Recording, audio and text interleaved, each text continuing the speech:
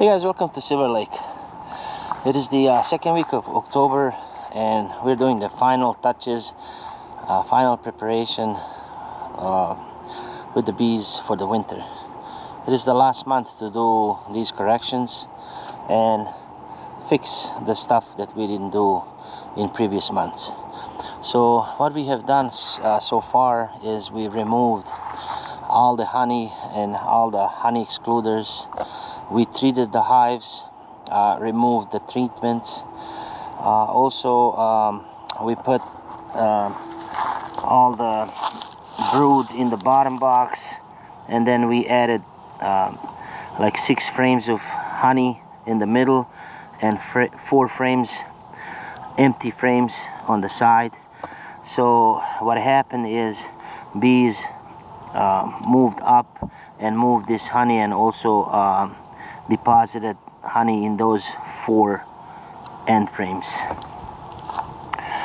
So we extracted our honey and we brought back the honey supers and we put them back on the hive. So bees collected the fall honey, extracted that honey, and we're gonna feed it back to bees. We marked all of our hives with pluses that we've finished everything that needs to be done. So all our hives are done. Everything is treated for mites. Extra honey is removed. So what we're gonna do is we're gonna put mouse guards on the entrances, and we're gonna put 2-inch insulation on the top because the cold nights are coming. So we're gonna do the replantics like we do, and then we're gonna have the shim. So if we need to do emergency feeding in February, and then add 2-inch insulation on top of that, and then outer cover.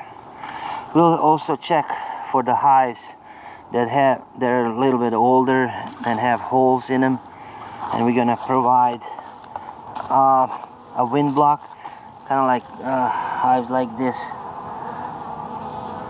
so that it have holes, so the draft wind doesn't come inside, create problems. We have our wind block from the back, and we have our early sun facing our hives.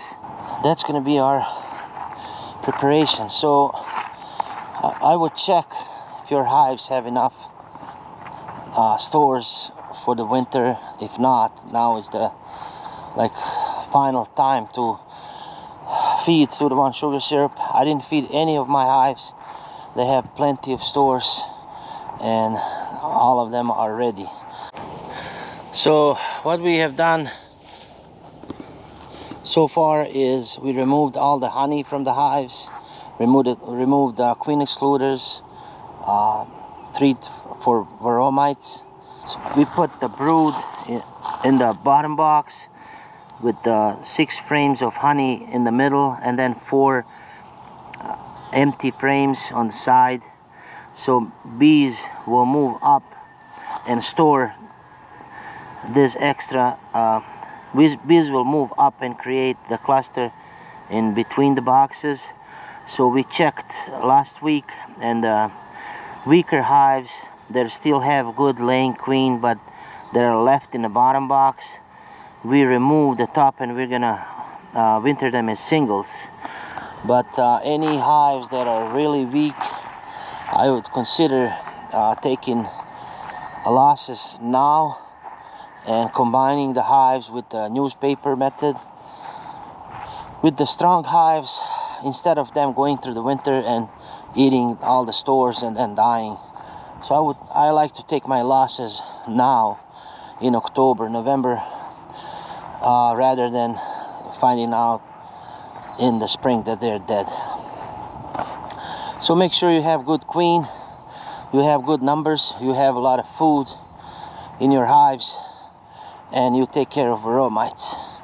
So provide some kind of wind block from the back of the hives. I don't wrap unless the boxes are damaged, but it's like a personal preference. Another thing that I want to point, I don't use upper entrances.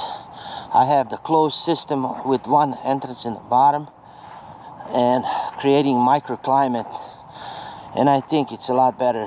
I mean, it worked a lot better for me that way, instead of having two entrances, one in top, one in the bottom, one in top, so cold air would move in and then trying to escape from the top, but it will create moisture. I never had problems with moisture, and if you go with one entrance, I would recommend that you put good insulation on top of your hives. So that should be all for these tips preparing the bees for the winter in October. So I'll give you another update in November and see how their food stores are doing and how the bees are preparing for the winter.